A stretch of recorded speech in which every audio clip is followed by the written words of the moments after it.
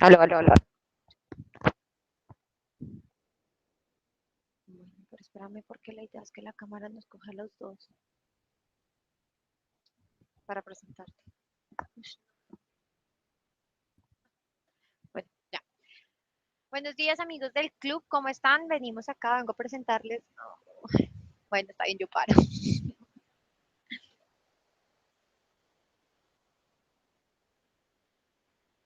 Vení,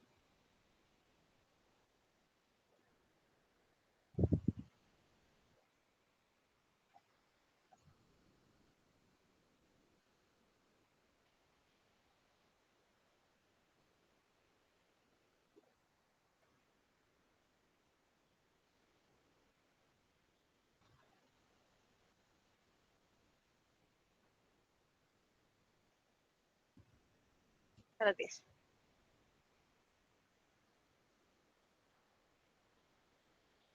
Se lo corto.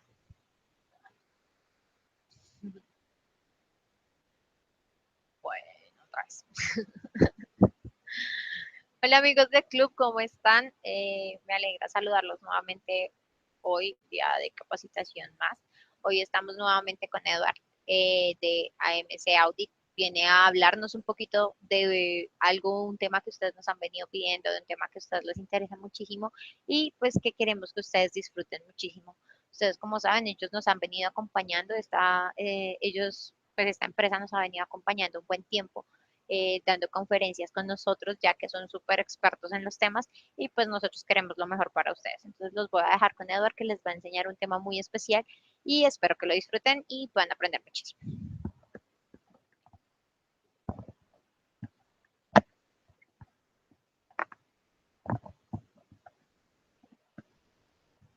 Buenos días.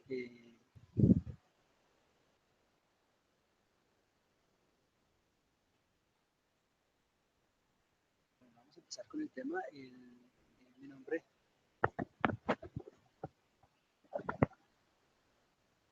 es que no me alcanza a bajar acá, entonces no veo, no escucho.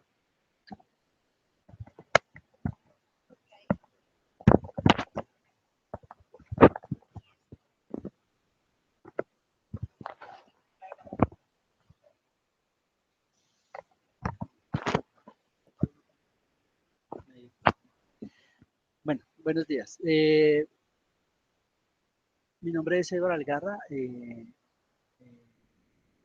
Trabajo para la firma MC Audi. El día de hoy vamos a estar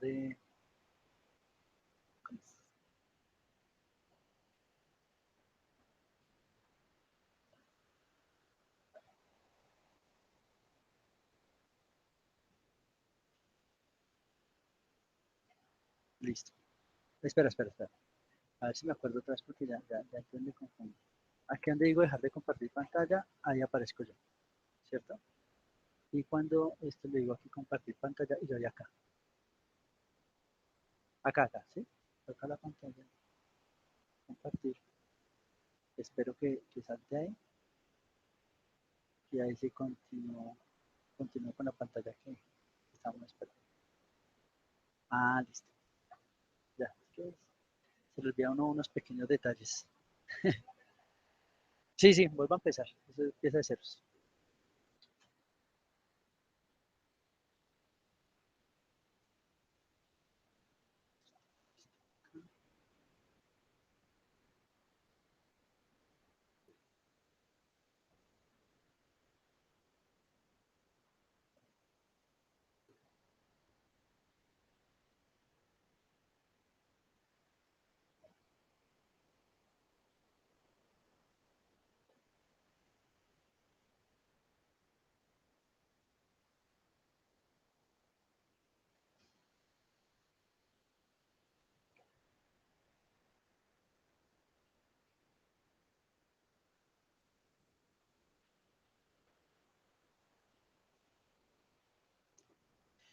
Buenos días, mi nombre es Eduardo Algarra, vengo de la firma AMC Audit,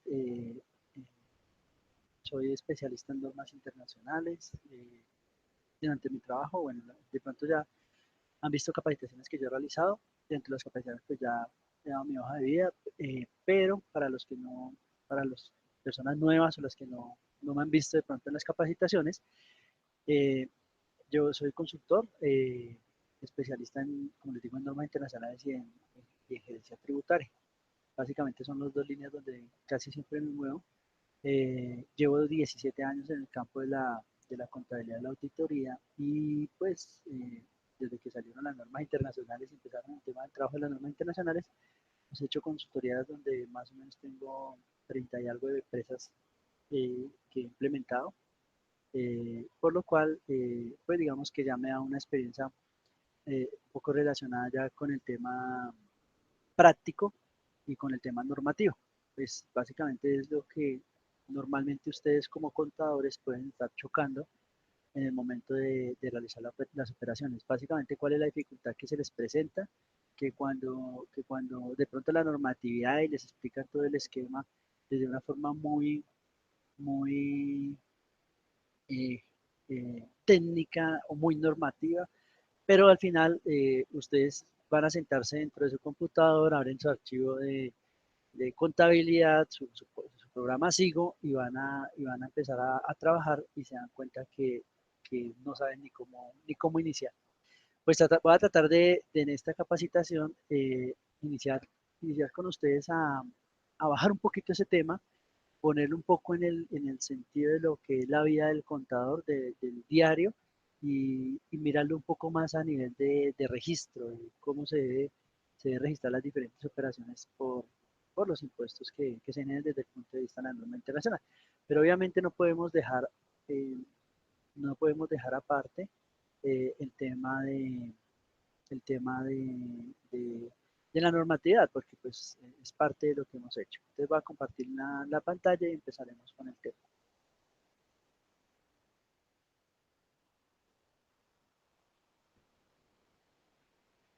Bueno, pues ante todo, la NID para las pymes pues se maneja en la sección 29, en la NID son la NID 12, si mal no estoy, el impuesto a las ganancias.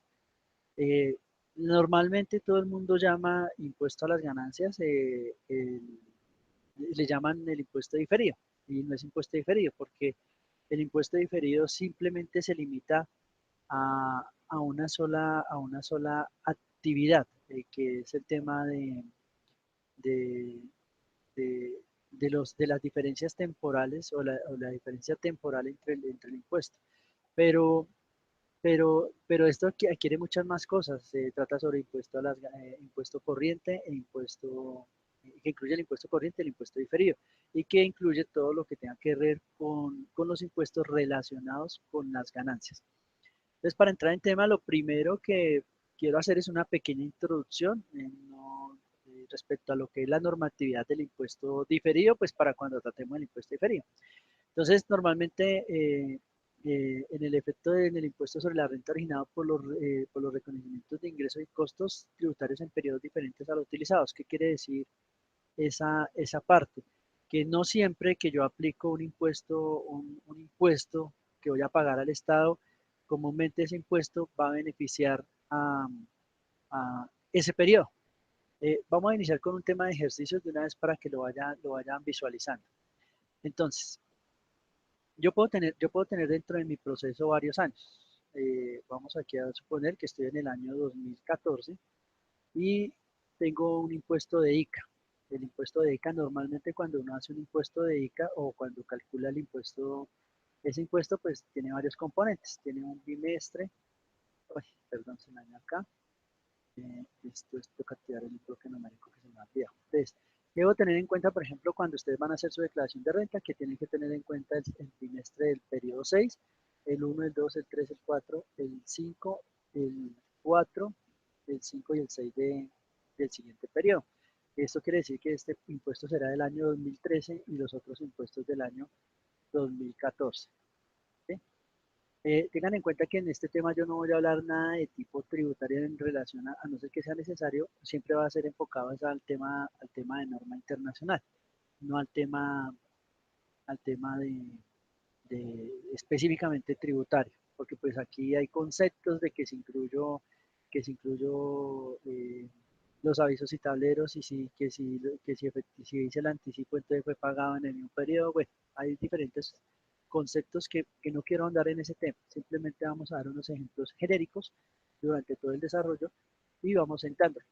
Entonces, normalmente, ¿en dónde se genera esa diferencia temporal de lo que realmente yo debería pagar de impuesto y lo que pago? Entonces, viendo aquí que en el año 2013, esta empresa pagó, digamos, en el primer trimestre 500, en el segundo 600, y vamos así a subirlo, digamos, para que sea un poco más,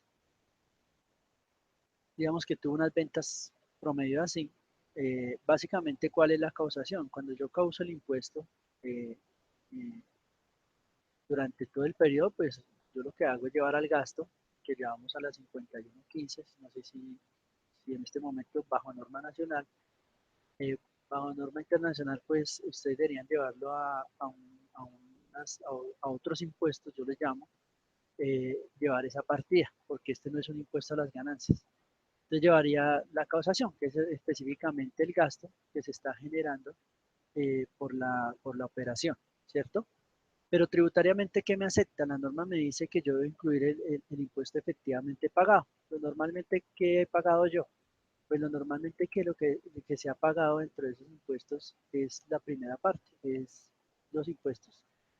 Del año 2013, que se presenta en la renta que se presenta en enero de 2014, el primer bimestre se paga en marzo, abril, mayo enero, febrero se paga en marzo, marzo, abril se paga en mayo, mayo, junio se paga en julio, agosto, septiembre se paga en julio, agosto se paga en septiembre, eh, septiembre, octubre se paga en noviembre y este pues se paga hasta enero. Como es el efectivamente pagado, pues yo tengo que tomar es realmente lo que pagué.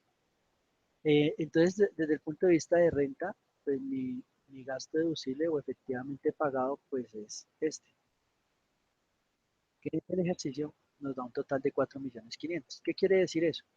Que fiscalmente yo me estoy deduciendo menos de lo que debería pagar. Trasladándolo a un tema ya un poco más, sentándolo, digamos, vamos a suponer que la empresa tuvo ingresos y obviamente, vuelvo a explicarle, esto es un tema práctico, no lo vamos a tomar con costos específicos y demás, no, es simplemente netamente a nivel de ejercicio y vamos a suponer que la empresa tuvo un ingreso de 10 millones de pesos. Al tener un ingreso de 10 millones de pesos, fiscalmente, ¿cuál sería la situación? Que fiscalmente yo solamente me podría deducir eh, 4.500.000, por lo tanto yo tendría eh, eh, una renta líquida agradable de 5 millones de pesos y un impuesto que para temas prácticos yo sé que existen otros, vamos a poner como si fuera un 30%. Entonces el impuesto me va a generar 1.640.000, 1.650.000. ¿Qué hubiera pasado en el caso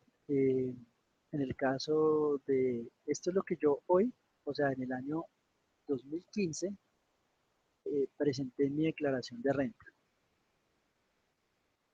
Entonces aquí vamos a colocarle presentación. Esto fue lo que presenté en mi renta.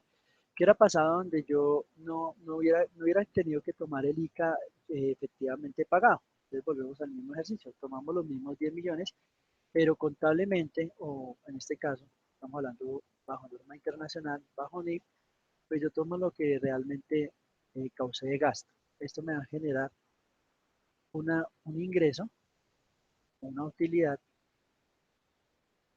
activa de 4.900.000. Si hubiéramos pagado sobre ese impuesto, automáticamente la renta hubiera sido menor.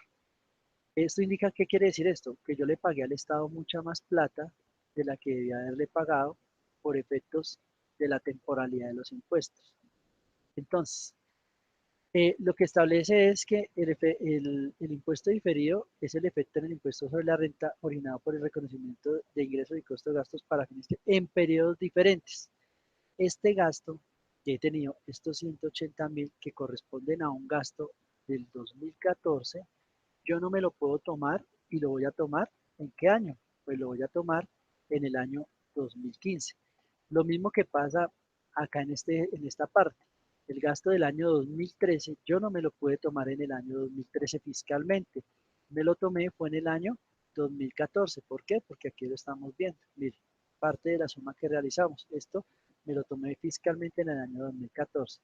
¿Qué trata de hacer el impuesto? Pues corregir esas diferencias, que ya más adelante les voy a explicar cómo se corrigen.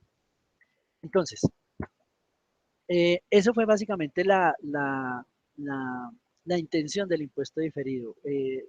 Digamos que lo hago de forma para establecer que existen unas diferencias temporales o temporarias, de acuerdo a cómo se tome, eh, de un periodo a otro donde me afectan, me, me desvirtúan de pronto el posible impuesto efectivo que yo debía haber pagado en su momento.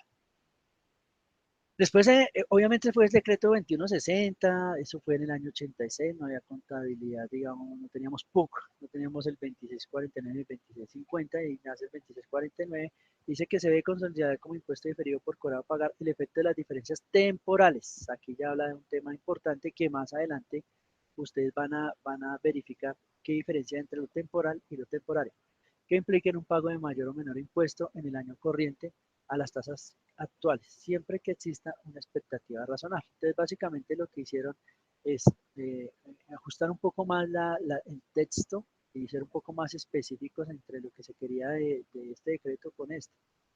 Y básicamente está en establecer cómo se determinan, o qué son las bases temporales, que ya están relacionadas con resultados, pero que, como les comento, les voy a explicar a detalle más adelante.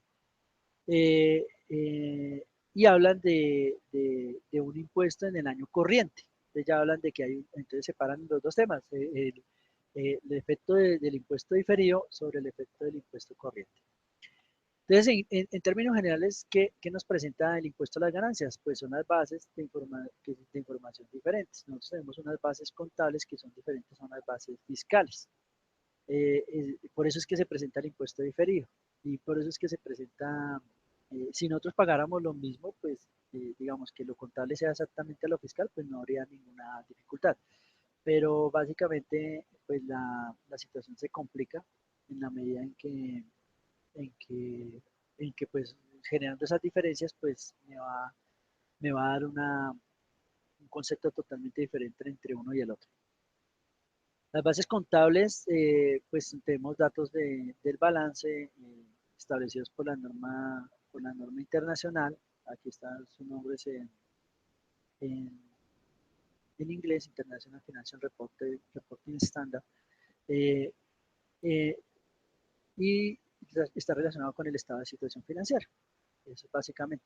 En estos son datos del balance. Aquí ya empezamos con temas de nombres, ¿no? En norma internacional, estado de situación financiera, este es el balance. En el resultado, pues, está el resultado integral y está de resultados. Se puede presentar diferencia entre la información contable y la información fiscal, pues sí, y en consecuencia se genera una diferencia impositiva. ¿Cuáles han sido los efectos desde que se generó el impuesto a las ganancias o el impuesto a las ganancias? Y pues obviamente digamos que no lo habíamos visto o la mayoría de empresas no lo practicaban, eh, siempre ha existido. 2649, 2650, 2160 son los decretos desde el año 86 existía el impuesto diferido. Lo que pasa es que las empresas nunca lo practicaban porque la contabilidad, precisamente como se volvió una contabilidad netamente tributaria, pues las diferencias temporales no existían técnicamente. Sí, y cuando existían eran muy pocas, era el impuesto de ICA, de pronto los pagos a seguridad efectivamente pagados y dos o tres cositas. Entonces la gente dejó de prestarle atención a ese tema, se olvidó de que existía un impuesto diferido y dejó el tema así, se olvidó del tema. Eh, y pasó a ser, pasó a ser entonces un problema, digamos, para el efecto de la norma internacional en dos sentidos. Primero, el desconocimiento de cómo se calculaba el impuesto diferido por parte de las personas. Y segundo, pues que ya no toca aplicarlo bajo una norma nacional, sino toca aplicarlo bajo una norma internacional. Entonces la dificultad se presentaba. Pero miremos cuáles son las causas. Entonces la primera de las causas es que prevalece la norma tributaria sobre la norma contable. lo que le estaba comentando, no generaba impuesto diferido. Complejidad, sí, hay un tema bastante complejo respecto a cómo se, perdón, respecto a cómo se toman las normas internacionales. Eh, y en qué va? Pues digamos que cuando yo voy a calcular el impuesto diferido, digamos desde el punto de vista eh, de norma internacional, pues es más difícil, necesita todo un estudio, por ejemplo, en el caso de, de activos, de activos de propiedad planta de equipo relacionado con activos fijos, esa venta, esa compra, esa venta de activos fijos, pues tiene una serie de normatividades especiales donde yo tengo que tener, antes de calcular el impuesto a las ganancias, las recuperaciones por deducciones. Adicionalmente se genera el tema relacionado con, con el CRE, porque el CRE pues no incluye el impuesto a las ganancias, pero sí tengo que mandar las recuperaciones y no me estaría teniendo un beneficio concurrente. Después de que determino esa diferencia, entonces sumo a ese gasto el tema para determinar la base del costo de la ganancia ocasional y al final determino. Entonces, si uno lo cuenta, pues puede sonar un poco no tan complicado, pero cuando empieza uno a, imagínese, no sé cuántos activos y tener uno que estar calculando ese tipo de cosas, pues empieza a verse ese tipo de situaciones. La noción de base fiscal que trae la sección 29 es la que convierte en complejo su entendimiento. Eh, eh, Tanto será así que si nosotros, por ejemplo, evaluamos la sección 29, generó muchas dificultades respecto al entendimiento. Y tocó sacar dos conceptos, básicamente unos establecidos a través de la CINIF, y donde aclaran, y tocó sacar un instructivo de la IFRS donde determina cómo se debería calcular directamente ese impuesto. Entonces, sí genera digamos, su situación de complique. Y los ejemplos lo que tratan precisamente es de dar como la luz de cómo se debería aplicar cada una de las cosas. El solo hecho de saber qué puede considerarse impuesto diferido y qué no, es digamos que es muy subjetivo a cada compañía. Eh, el otro tema es el desconocimiento sobre lo que es la causalidad, la asociación y la comparabilidad, ¿no? Eh, Vuelvo y lo repito, nosotros estábamos acostumbrados a que yo tenía mi norma tributaria y prácticamente mi contabilidad era exactamente igual. Entonces yo pierdo ese sentido, ese concepto de lo que es la comparación, que básicamente en qué consiste la comparación, es el ejercicio que hacemos cuando hacemos una renta, establecemos nuestro balance, después establecemos las partidas que suman o restan para establecer el valor fiscal. Entonces yo tengo que estar comparando las operaciones para establecer cuáles son las variables que me pueden generar de tipo normativo. Y adicionalmente que de tipo normativo nosotros tenemos en reformas, en la parte tributaria, el estatuto 700 y pico, yo no sé cuántos, sí, como 700, casi 800 articulados, y adicionalmente, pues las cantidades de reformas tributarias, incluida la que se nos viene ahorita en octubre. Hoy por ejemplo, escuché noticias que más o menos para el 15 de octubre ya tendríamos reforma tributaria. O sea, el, firmamos el plebiscito y decimos que sí, y después se sacan reforma. Entonces, pues digamos que se esperaba que se viniera una nueva reforma. Entonces, todo ese tipo de situaciones son las que generan, digamos, dificultades en la normatividad. Pero vamos a ver cuál es de pronto el caso que se puede presentar en este tipo de situaciones.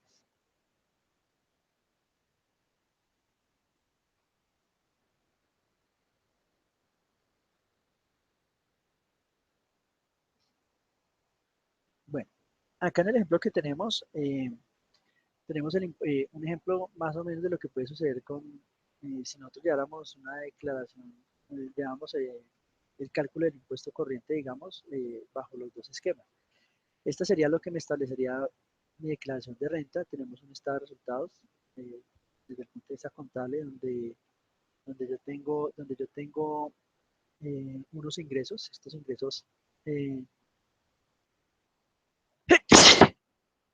perdón, estos ingresos eh, son de 100.000 pesos. Dentro de esos ingresos hay unos ingresos no grabados que son de 30.000, por lo tanto, pues son ingresos no constitutivos de renta ni ganancia ocasional, que si ustedes se acuerdan en la declaración de renta, en la parte de arriba yo genero todos los ingresos brutos generados y menos las devoluciones, y después empiezo a generar las disminuciones teniendo en cuenta los ingresos no constitutivos. Por lo tanto, me da una base de ingresos de 70.000 pesos, de 70.000. Eh, Los costos que se generaron en esta operación, digamos, son 70.000 pesos, y los gastos no deducibles son de 15.000, que son lo mismo tanto contable y fiscal, suponiendo en el entendido de que no hubo diferencias temporarias, no hubo diferentes situaciones que puedan afectar.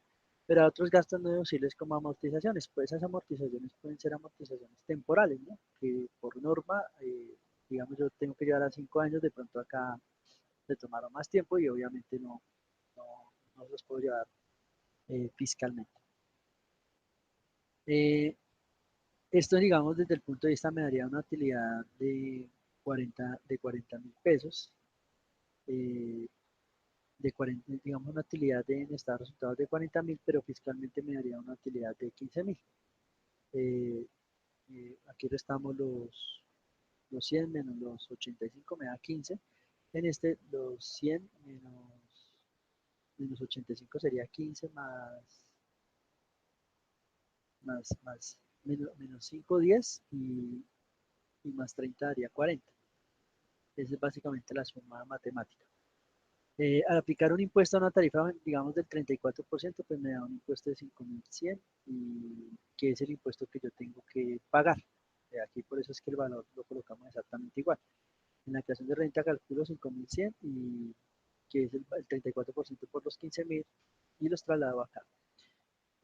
La utilidad ante el impuesto en este sería de 34.900. Se supone que aquí la utilidad, digamos, el porcentaje de renta efectiva que yo pagaría sería el 34% de acuerdo a la renta, pero la renta, la tarifa efectiva de tributación que yo estoy manejando aquí es de 13%. Esa sería como el ejercicio real de lo que yo estaría haciendo. Es decir, una empresa que en este caso, basado en todas las normatividades que se aplicaron, la tasa efectiva de tributación es del 13% cuando el Estado está estableciendo un 34%. Si es bueno o malo, pues no, eso no tiene nada que ver, es un tema netamente contable, digo, netamente tributario, que no estamos en este caso. Ahí tendrían, esos simplemente son ejercicios de planeación tributaria. Pero volvemos al el tema si hubiera contabilizado el impuesto diferido. Nótese que aquí hablamos de que la tasa impositiva era del 13, ¿no?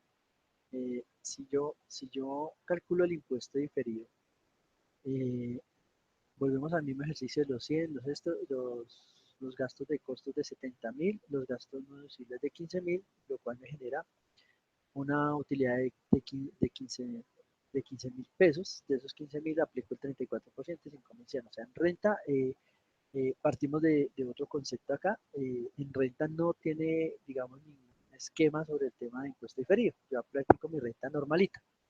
El impuesto diferido se aplica a los resultados temporales de esta operación. Entonces, tomamos otra vez los 100.000, le restamos los impuestos no constitutivos de renta ni ganancia ocasional, le restamos los costos, los gastos no deducibles y los otros gastos no deducibles, que lo que hablábamos ahorita, que es la amortización que veíamos en el ejercicio anterior, que es la amortización, que en este caso es una diferencia temporal. Yo les dije que se ha tomado en exceso y no me la puedo tomar fiscalmente ahorita, pero me la puedo tomar en periodos posteriores.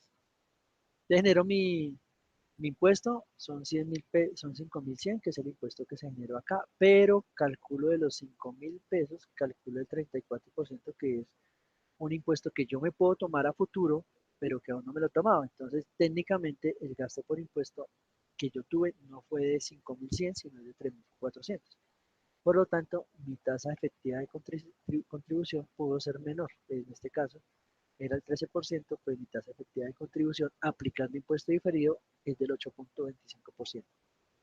¿Qué indica eso? Que por una o por otra razón, en un futuro puede ser, si ustedes de pronto se ponen a revisar sus contabilidades una vez terminada la conferencia, pues básicamente pueden estar notando que, que eh, dentro del proceso que se está llevando, pueden haber calculado mal sus estados financieros, lo cual puede inferir a tomas de decisiones que no son acordes a la compañía.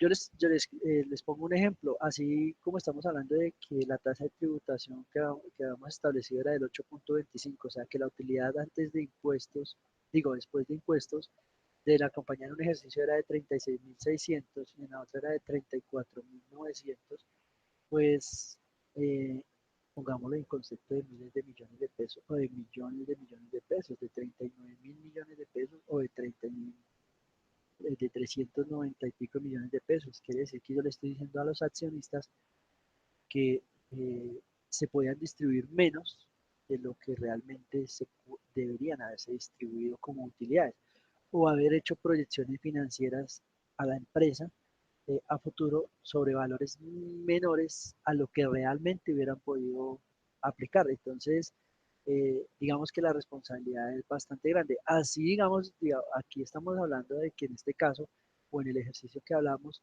el impuesto dio digamos, mayor en el pago a lo que se esperaba con impuesto diferido, pero digamos que si estamos hablando de empresas donde tengan muchos activos, eh, donde tengan muchos activos, donde tengan muchas operaciones especiales, donde se anticipen los impuestos, pues estaríamos diciéndole a los accionistas que se puede distribuir ingresos que ya están comprometidos fiscalmente a futuro y puede generar dificultades tributarias, dificultades financieras a la compañía. Hagan de cuenta que es como si yo pagara causara el IVA y no se lo pagara al Estado y utilizara la plata, que comúnmente se ven en muchas empresas. Y al final del tiempo empiezan a mirar y se les acaba la caja y no tienen para pagar el impuesto y se quiebran. Eh, Casos reales vida real, y casos de la vida real he tenido bastantes en las asesorías que yo presento.